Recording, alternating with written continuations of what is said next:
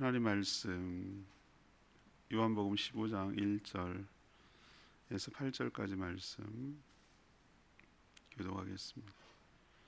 오늘은 3월 19일 금요일 아침입니다. 신약성경 173조 요한복음 15장 1절에서 8절까지 말씀 교독합니다. 나는 포도나무요 내 아버지는 농부라. 물은 내게 붙어있어 열매를 맺지 아니하는 가지는 아버지께서 그것을 제거해 버리시고 물은 열매를 맺는 가지는 더 열매를 맺게 하려 하여 그것을 깨끗하게 하시느니라. 너희는 내가 일러준 말로 이미 깨끗하여졌으니 내 안에 거하라. 나도 너희 안에 거하리라. 가지가 포도나무에 붙어있지 아니하면 스스로 열매를 맺을 수 없음같이 너희도 내 안에 있지 아니하면 그러하리라. 나는 포도나무여 너희는 가지라. 그가 내 안에 내가 그 안에 거하면 사람이 열매를 많이 맺나니 나를 떠나서는 너희가 아무것도 할 수 없음이라.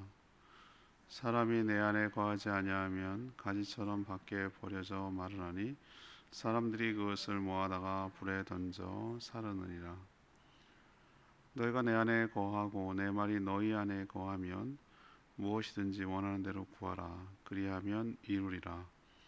너희가 열매를 많이 맺으면 내 아버지께서 영광을 받으실 것이요 너희는 내 제자가 되리라. 아멘. 예수님은 자신을 포도나무, 하나님은 농부, 제자들은 가지에 비유하셨습니다. 농부는 더 많은 열매를 맺도록 가지를 깨끗하게 하십니다. 가지는 나무에 붙어 있어야 열매를 맺습니다. 나무 떠난 가지는 스스로 아무 열매를 맺을 수 없습니다. 주님의 말씀이 안에 거할 때 무엇이든지 구하면 이루셔서 열매를 맺게 하심으로 영광을 받으시며 제자임을 입증하게 하시겠다고 약속하십니다. 오늘 질문은 포도나무 비유에서 알 수 있는 것은 무엇입니까? 이것이 오늘 질문입니다. 먼저 1절에서 3절까지 말씀, 우리는 충분히 열매 맺을 수 있는 존재임을 가르쳐 주십니다. 예수님의 비유는 언제나 명쾌하고 탁월합니다. 자신을 포도나무, 하나님 아버지를 농부, 그리고 제자들을 또 나아가서 성도들을 가지에 비유하시면서 그 서로의 관계, 그리고 그 관계가 미치는 영향에 대해서 설명하고 계십니다. 이미 구약에서 농부는 포도농사의 실패를 맛봤습니다. 이스라엘 백성들이 좋은 포도나무라는 이스라엘을 심었지만 그들은 먹지 못하는 열매만 잔뜩 맺었습니다. 그래서 하나님은 새로운 포도나무를 심으셨습니다. 그래서 예수님을 거짓에 반대되는 개념으로 참 포도나무라고 말하는 거예요. 참 포도나무라고 했을 때는 무엇을 전제로 하냐면 거짓 포도나무 또는 들 포도나무가 있다는 것을 구별하기 위해서 그렇게 하는 거거든요. 구약 시대에는 참 포도나무가 아니라 좋은 포도나무를 심었는데 거짓 포도나무, 들 포도나무가 되어버렸어요. 그래서 하나님은 참 포도나무이신 예수님을 다시 심고 시작하신 것이에요. 참이라는 것은 진정한 포도나무라는 뜻입니다. 이미 열매를 맺지 않는 가지는 모두 다 제거해 버리셨어요. 지금 자기가 제거된지도 몰라요. 제거하셨다고 오늘 분명히 얘기하셨어요. 또 열매를 맺는 가지, 열매 맺지 못하는 가지는 이미 다 정리가 된 상태예요. 그리고 열매를 맺을 수 있는 가능성이 있는 가지는 오늘 말씀을 보니까 더 많은 열매를 맺으라고 깨끗하게 전지 작업을 하고 계시죠. 모든 과실수는 여름에 나기 때문에 농부들이 여름에 바쁠 것 같은데 여름보다 더 바쁜 때가 겨울과 봄이에요. 겨울에 뭐 하나? 전 과수원을 한 분을 알기 때문에 하는 얘기예요. 전지 작업합니다. 전지 작업은 뭐냐? 영양분이 나뉘어지지 않도록 몰아주기 위해서 불필요한 가지, 쓸데없이 에너지를 쓰지 않도록 하기 위해서 불필요한 것들을 잘라내는 작업이에요. 이거를 부지런히 겨울마다 해야 되는 거예요. 그게 좋은 실과를 얻는 농부의 자세예요. 오늘 포도나무의 농부가 되신 하나님은 그 작업을 하신다는 거예요. 열매를 맺을 수 있는 가지를 더 깨끗하게 해서 열매를 맺을 수 있는 준비 작업을 끊임없이 한다는 뜻이에요. 예수님의 제자들은 이미 주님이 주신 말씀으로 깨끗해졌다라고 오늘 분명히 예수님이 얘기했거든요. 이제는 열매를 맺지 못할 요소는 하나도 없다. 이미 깨끗해졌고 농부이신 하나님이 관리를 지속적으로 하고 계시다는 거예요. 물론 모든 일을 하나님이 주도하십니다. 그러니 나는 잘린 거 아니야? 이 얘기를 그렇게 접근하면은 여러분들이 제일 이 포도나무 비유에서 오해하기 쉬운 것은 야, 열매 못 맺으면 잘린대더라 라고 생각하게 만드는 거. 그래서 늘 불안에 떨게 만드는 거. 나는 열매가 없는데 라고 말하는 게 이 포도나무 비유를 정말로 제대로 잘못 이해하고 있는 대표적인 예예요. 이미 우리는 포도나무에 붙어 있고 이미 불필요한 과정은 벌써 다 정리가 돼 있고 열매를 더 맺게 하려고 우리를 하나님께서 관리하고 계시고 이미 너희는 내가 일러준 말로 깨끗해졌고, 그러니 이 얘기는 전부 다 종합하면 너는 열매 맺지 못할 이유가 하나도 없어 라는 뜻이에요. 그러니 두려워하지 말고 근심하지 말고 주님께 붙어있기만 하면 그 뒤에 얘기하겠지만 열매를 맺을 수 있는 존재인 것. 내가 맺는 거 아니에요. 나는 맺혀지는 거예요. 수동태.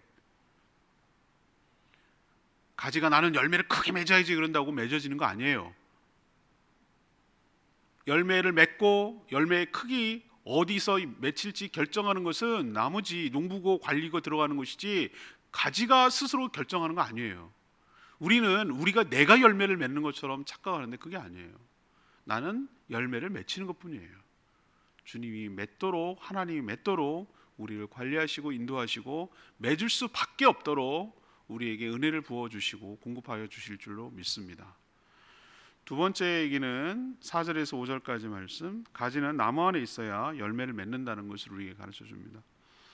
포도나무 비유에서 핵심은 예수님이 나무며 제자들, 더 나아가서 가지, 그러니까 성도들까지 다 모두 가지라는 뜻이에요. 여러분 생각해 보세요. 이 말이 저는 되게 이해가 안 가는 거. 물론 뭐 굳이 구분하자면 큰 줄기는 나무고 조그만한 옆으로 퍼진 것들은 가지고 이렇게 구분할 수 있겠지만 우리는 통상 뭐라고 얘기하죠? 전체를 그냥 포도나무라고 말하잖아요. 제 말 맞죠? 예, 그냥 저걸 포도나무, 전 대추나무, 저건 야자나무, 저건 향나무 이렇게 말하지. 여기는 몸통, 여기는 뭐 이렇게 세분하게 하지 않아요. 물론 구분이 구체적으로 들어갈 때는 그렇게 표현하지만 그냥 우리는 일상적으로 그냥 통으로 얘기해요. 통으로. 전 여기서 은혜를 받았어요. 성도와 주님과의 관계가 그러해야 되고 그렇다는 뜻입니다. 둘이 구분이 안 돼요. 예수님이 난지 내가 예수님이지 구분이 안 되는 때 우리 삶에 풍성한 열매가 맺게 될 줄로 믿습니다. 내가 예수 안에 있고 예수가 내 안에 있는 것이 구분이 안 돼요. 구분할 이유가 없어. 굳이 구분하자면 구분하겠는데 굳이 구분하자면 몸통과 가지로 구분할 수 있고 나눌 수 있는데 그 구분이 안 될 상태일 때 가지의 열매가 맺혀지게 될 줄로 압니다. 이건 붙어있다는 뜻이거든요. 가지가 예수님과 한 몸인 것처럼 한 통인 것처럼 붙어 있을 만큼 구분이 안 될 때, 그게 의미가 없을 때, 그때 가지 나에게도 열매가 풍성하게 맺혀지게 될 줄로 믿습니다. 예수님은 그걸 뭐라고 표현했냐면 이것을 안에 거한다라는 표현을 썼어요. 내 안에 거하고 네가 내 안에 거하고 이 거한다는 표현을 썼어요. 거한다는 게 뭡니까? 거한다는 말 우리 잘 한다. 주거한다, 동거한다 랄 때 하지. 거한다는 말만 따로 안 써요. 동거, 같이 사는 거, 거주하는 거, 주거하는 거, 어느 집에서 거기서 사는 거. 거한다는 말은 그 상태로 머물러 있는 정적인 개념이 아니라 더불어 함께 살아간다는 걸 의미하는 거예요. 그걸 거한다라고 말하는 거예요. 단순히 그 안에 위치한다라는 개념이 아니고 그냥 거기에 머물러 있다는 개념이 아니고 더불어 적극적으로 함께 살아간다라는 걸 말하는 거예요. 우리도 동거한다고 그러잖아요. 동거, 같이 살아가는 걸 동거라고 그러잖아요. 가지가 나무가 가지 안에 서로 속해 있는 거, 이게 거하는 거예요. 가지가 나무에 붙어 있지 않으면 오늘 스스로 열매를 맺을 수 없을 뿐만 아니라 아무것도 할 수 없다라고 그랬어요. nothing이라고 했어요. nothing. 아무것도 할 수 없다. 아무 열매도 없다. 이 말은 성도는 주님을 떠나서는 스스로 열매를 맺지 못할 뿐만 아니라 아무것도 할 수 없다는 뜻입니다.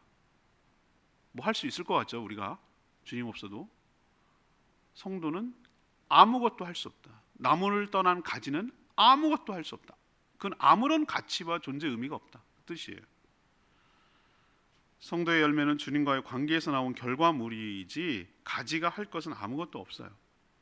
그저 나무에 붙어있기만 하면 내 삶에도 저절로 열매가 맺혀지게 될 줄로 믿습니다. 이 비결을 깨달아야 되는 거예요. 난 그냥 머물러 있으면 돼요. 난 그 안에 속해 있었을 뿐인데 그 모든 하나님의 은혜와 축복이 우리 가운데 넘쳐나게 될 줄로 믿습니다. 교회가 예수 그리스도의 몸이라고 말해요. 몸. 성도는 그 몸을 이루고 있는 지체, 각 부위라고 말합니다. 그래서 은사가 다르고 다 달라요. 생겨먹길 다르고 은사도 다르고 할 일도 다르고 직분도 다르고 달라요. 그러면 존재하기 위해서 내가 은혜를 받기 위해서는 하나님의 예수 그리스도의 몸인 교회에 속해 있어야 돼요. 붙어 있어야 돼요. 그 안에 있어야 되는 거예요. 그래야 통으로 내려오는 전체의 은혜가 나에게도 미치게 되고 내가 할 일을 하게 되고 보람 있게 되고 내 의미를 찾게 되고 내 존재의 의미를 찾게 되고 그렇게 되는 거예요. 싫다고 뛰쳐나가고 교회에 속해 있지 않고 빙빙 밖으로 도는 거, 손가락이 붕붕 공중에 떠다니는 것을 손가락이라고 말하지 않아요. 이상하게 생각합니다. 절대로 열매를 맺을 수 없고 가치 있는 삶을 살 수가 없어요. 그러면 뭘 어떻게 해야 되는가? 죽으나 사나 교회에 붙어 있어야 돼요. 딱 붙어 있어야 돼요. 아주 밀착되어 있어야 돼요. 내가 교회인지 교회가 난지 이게 헷갈릴 정도로 딱 일체감을 누리고 살아갈 때, 내 삶의 모든 증거와 집단이 될 때, 거기 안에 모든 내 삶의 중심이 될 때, 그때 비로소 하늘로부터 내려오는 은혜를 충만하게 받게 될 줄로 믿습니다.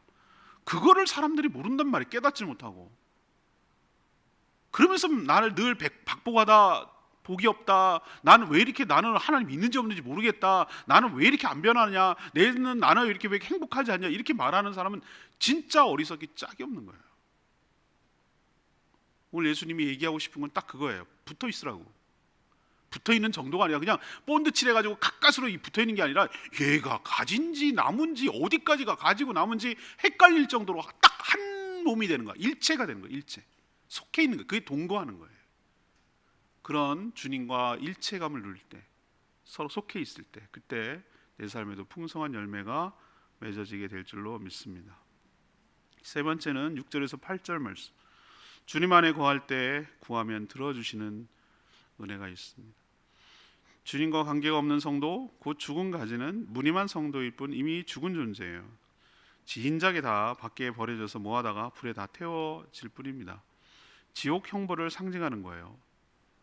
붙어있지 않은 가지, 붙어있지 않은 나무는요, 이거는 의미가 없어요. 다 갖다가 버린다 그러잖아요. 이 불이 뭐겠어요? 지옥불이죠. 전 지옥불로 연상이 돼요. 다 태워진다고. 가지가 나무에 붙어있다는 것, 즉 성도가 예수님 안에 있다는 말은 무슨 뜻일까? 주님은 자신의 말이 성도 안에 거하는 것이라고 설명합니다. 오늘 7절에 나오잖아요. 자신의 말이 성도 안에 거하는 게 붙어있는 거예요. 이것은 주님이 주시는 이 하나님의 말씀을 듣고 읽고 외우고 묵상해서 그 말씀이 내 안으로 내면화하는 것이 곧 주님 안에 거하는 것인 줄로 믿습니다. 이거를 깨달아야 됩니다. 도대체 막연하게 알겠어요. 저는 진짜 붙어 있고 싶어요. 속해 있고 싶어요. 그럼 어떻게 주님이 내 안에 계시냔 말이죠. 하나님의 말씀이 내 안에 있을 때 그게 주님이 내 안에 계시는 건 줄로 믿습니다. 말씀은 진리입니다. 놀랍죠? 하나님께서 말씀이 선포될 때 그 말씀을 듣는 것은 내 안으로 그 말씀이 들어오는 거예요. 내가 읽을 때 내가 시각적 자극으로 나에게 들어오는 거예요. 사람은 육체가 있기 때문에 어떤 자극을 통해서, 오감을 통해서 나에게 들어오는 거예요. 말씀을 그러니까 들어야 돼요. 말씀을 읽어야 되고, 말씀을 외워야 되고, 말씀을 묵상해야 되고, 말씀을 통독해야 되고, 그리고 말씀을 순종해야 되고, 이게 예수님 안에 있는 비결인 줄로 믿습니다. 그게 예수님을 나에게 집어넣는 작업이에요. 성찬식도 예수님의 피와 살을 상징하는 그 성찬식을 우리 몸 안에 집어넣잖아요. 이 전부 다 의미 있는 행위예요. 그렇기 때문에 여러분들 말씀을 듣지 않고 말씀과 가까이 하지 않는 상태에서 예수님과 나와의 관계가 돈독하리라, 거하리라, 택도 없는 얘기예요.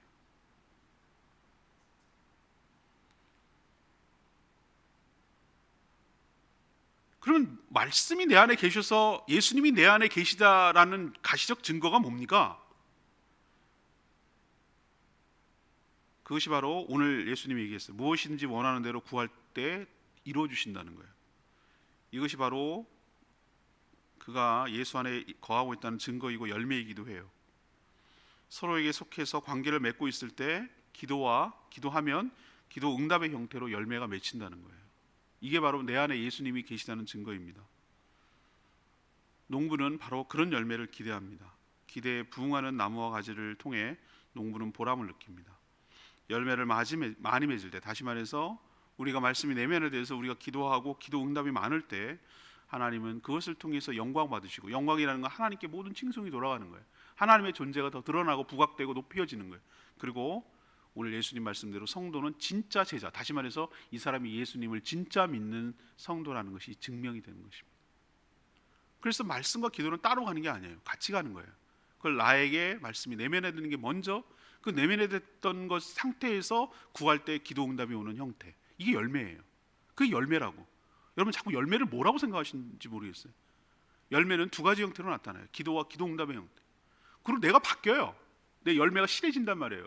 상품화 될 수 있는 열매가만 출하하잖아요. 그런 것처럼 내 성품이 성령의 9가지 열매로 바뀌어요. 이 얘기 하려면 너무 길고 이건 또 주일 설교이기도 하고 그래서 다음에 또 얘기하겠습니다. 4절 오늘 레마의 말씀입니다. 내 안에 거하라 나도 너희 안에 거하리라. 가지가 포도나무에 붙어있지 아니하면 스스로 열매를 맺을 수 없음같이 너희도 내 안에 있지 않으면 그러하리라. 마치 가지가 나무에 붙어 있으려고 노력을 해야 하는 것처럼 들리지만 사실은 가지는 그런 노력을 할 수 있는 위치와 존재가 되지 못합니다. 이미 가지는 나무에서 나왔습니다. 그렇죠? 가지가 어디 별스러운가요? 나무에서 나왔죠. 붙여진 게 아니죠. 나무에서 나왔어요. 하나에서 출발하는 것이고 붙어있는 것에서 시작할 뿐입니다. 주님을 영접하면 주님이 내 안에, 내가 그 안에 거하는 것과 일치해요. 열매를 맺으려고 발버둥 칠 필요 없어요. 여러분이 노력할 것은 다만 주님과의 관계를 지속하는 일, 말씀이 내 안으로 들어오도록 내면화하는 일을 꾸준히 하시는 거예요. 그것밖에 방법이 없어요. 그리고 그렇게 하고 그 말씀을 붙들고 하나님께 간구하고 기도할 때 기도 응답의 역사가 일어날 때 또 기도할 맛이 나요. 열매를 맺혀보고 먹어본 사람이 또 열매를 찾게 되듯이, 그래서 여러분들은 말씀과 기도를 세트로 같이 가야 되는 것이고 그것이 신앙의 베이직, 기본이라고 늘 말하는 이유가 여기 포도나무 비유에서도 알 수가 있어요. 오늘 이 포도나무 비유에서 말하려고 하는 게 뭔지가 질문이었는데요. 우리는 충분히 열매를 맺을 수 있는 존재라는 걸 가르쳐주고 있고요. 또 가지는 나무 안에 있어야 열매를 맺는다는 것을 가르쳐주고요. 또 우리가 주님 안에 거할 때 우리가 간구하면 들어주신다는 것을 우리에게 가르쳐주고 있는 귀중한 비유인 줄로 믿습니다. 이 본문 그리고 내일 본문 일부 해서 주일 설교 나가니까요. 또 한번 다시 정리해서 새로운 각도에서 말씀을 전하도록 하겠습니다. 오늘 말씀 붙들고 기도하기 전에 371장 부르고 기도하겠습니다. 찬양집 371장입니다.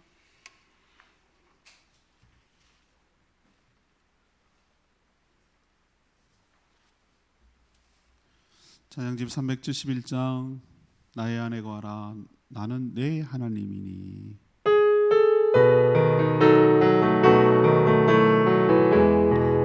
나의 안에 거하라 나의 안에 거하라 나는 내 하나님이니. 모든 환난 가운데 너를 지키는 자라. 두려워하지 마라 내가 널 도와주리니. 놀라지 말라 내 손 잡아주리라. 내가 너를 제명하여 불렀나니 너는 내 것이라. 내 것이라 너의 하나님이라. 내가 너를 보배롭고 존귀하게 여기노라. 너를 사랑하는 내 여호와라. 거하는 게 신앙의 핵심입니다. 같이 살아가는 것이죠. 것이죠. 정적인 개념이 아니라고 그랬어요. 굉장히 적적이고 동적인 개념이라고 그랬어요. 주님 말씀으로 우리 안에 들어오시옵소서. 기도 응답을 통하여 하나님의 살아계심이 드러나며 우리 삶을 통하여 하나님의 존재가 하나님의 영광이 드러내기를 원합니다.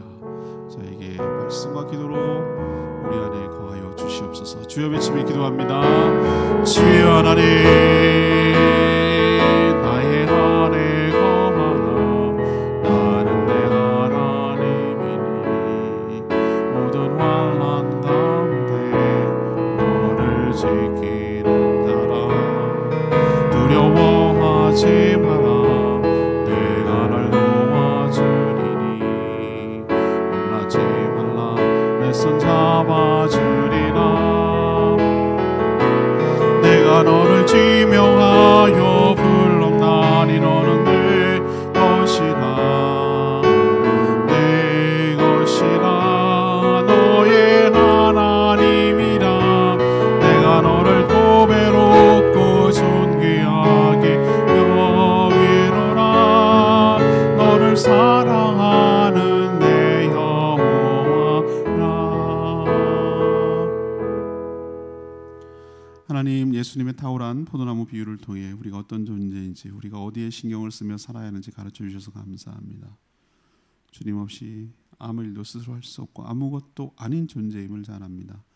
다만 주님 안에 머물러 있게 하여 주시옵소서. 주님의 말씀이 내 안에 들어오게 하여 주시옵소서. 주님의 말씀을 믿고 말씀에 근거하여 간구함으로 응답받아 풍성한 열매가 저희 삶 가운데 있게 하여 주시옵소서. 그 열매를 통해 하나님만 영광을 받으시고 또한 그 열매를 통해 저희가 진정한 주님의 제자임이 입증되게 하여 주시옵소서. 오늘도 하나님 앞에 말씀 붙들고 간구하는 모든 성도들의 기도를 들어 응답하여 주셔서 우리 삶에도 풍성한 열매가 있음이 말씀대로 이루어짐이 경험되게 하여 주시옵소서.